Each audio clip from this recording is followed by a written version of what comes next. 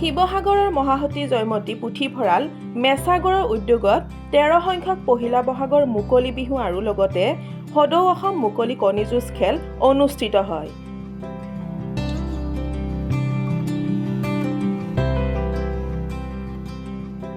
অনুষ্ঠানটিত উপস্থিত থাকে জয়মতী পুথিভঁৰালৰ সভাপতি নিৰঞ্জন বৰগোহাঁই, সম্পাদক দিগন্ত বৰগোহাঁই।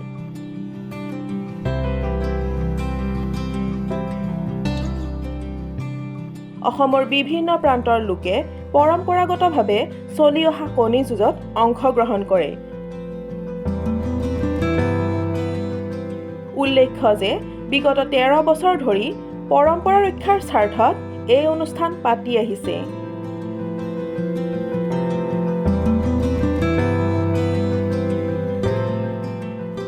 অনুষ্ঠানটিৰ জৰিয়তে অসমীয়া সমাজ জীৱনলৈ নতুন প্ৰজন্মক উৎসাহমূলকভাৱে এক যোগাত্মক দিশে আগুৱাই যাবলৈ প্ৰেৰণা যোগায়।